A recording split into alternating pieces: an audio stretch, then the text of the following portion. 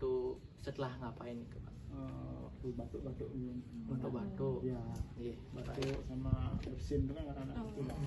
Oh ya, itu nyambung sama faktor yang ketiga Bapak, tekanan berlebihan pada perut. Ya. Nah, batuk-batuk nike pun biasanya memberikan tekanan yang lebih kepada perut. Itu mungkin yang menyebabkan Bapak mengalami hernia. Selain itu pun mungkin otot-otot perutnya Bapak sudah mengalami pelemahan. Baik, mungkin saya izin untuk melanjutkan, di mana di sini ada beberapa jenis hernia. Mungkin untuk di Bapak, hernianya Bapak rasakan di area mana nih Pak? Di perut, di bagian mana? Turun ke bawah dia. Turun ke bawah. Ya.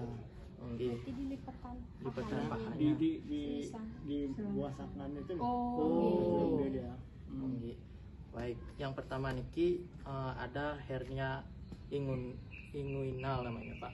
Hernia niki itu letaknya sedikit di atas pangkal paha. Nah, yang kedua ada hernia femoral. Untuk hernia femoral niki sama seperti hernia niki, namun agak lebih bawah, lebih ke sini dari pangkal pahanya. Dan yang ketiga niki namanya hernia umbilikal. Hernia umbilikal niki untuk gejalanya, penonjolannya di pusat. Yang keempat ada hernia insisional. Hernia insisional ini kalau Bapak dapat operasi misalnya gitu, ada penonjolan, itu namanya hernia insisional. Dan yang terakhir ini paling jarang kasusnya, namanya hernia hiatal. Dimana hernia hiatal ini penonjolan bukan dari ususnya, tapi dari lambungnya di bagian dada biasanya. Oke. Untuk Bapak selama mengalami hernia, gejala-gejala napi?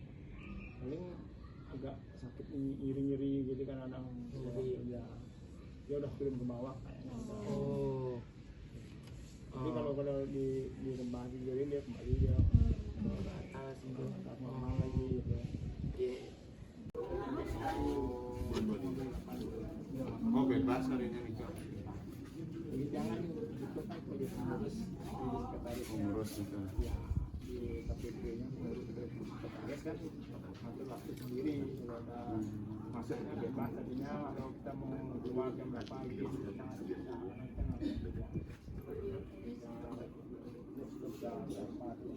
Manajemennya lebih ya, banyak. Ngerti berarti. ya, yang penting itu kan edukasi, pengetahuan dari sekolah bisa diedukasi ke masyarakat, itu yang paling penting. Kalau dari biaya kan kasihan ya, mesti Iya. tanggung orang tua yang dulu beli obat bisa. Iya. Masing-masing kan punya BPJS kan, yang perlu edukasi ya, perlunya kan biar tahu gitu.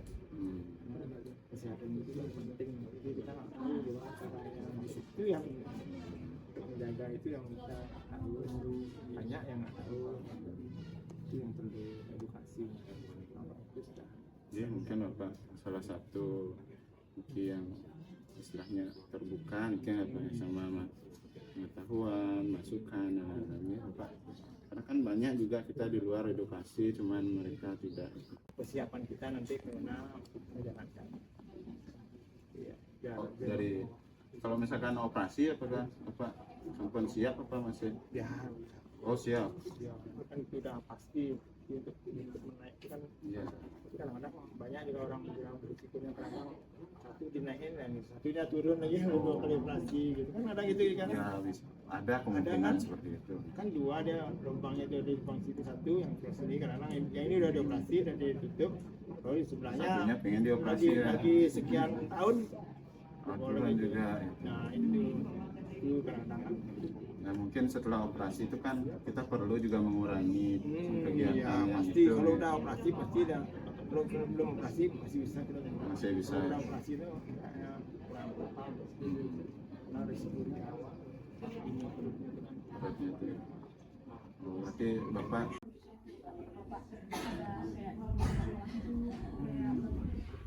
Ya kita mengurangi mengurangi kegiatan yang berisiko, yang berat,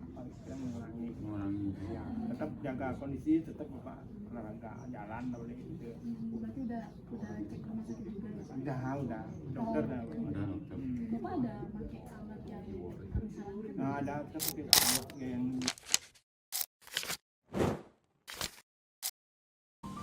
Kelebihan dari kelompok IPE 42 selama semester 3 hingga 6, kami dapat bekerja sama dalam berkolaborasi dan berkomunikasi dengan baik dalam menjalankan tugas-tugas. Saling memberikan insight atau pemahaman baru menurut prodi masing-masing. Kami juga memiliki rasa tanggung jawab sehingga semua anggota turut terlibat dalam pembuatan tugas. Saling memastikan bahwa setiap anggota memiliki pemahaman yang sama mengenai tugas yang harus dilakukan. Perkenalkan, saya Ideo Ayu Agung Rizka Putri Indraswari dengan NIM 210254143 dari Prodi Fisioterapi. Kami membagi tugas secara adil berdasarkan keahlian masing-masing anggota.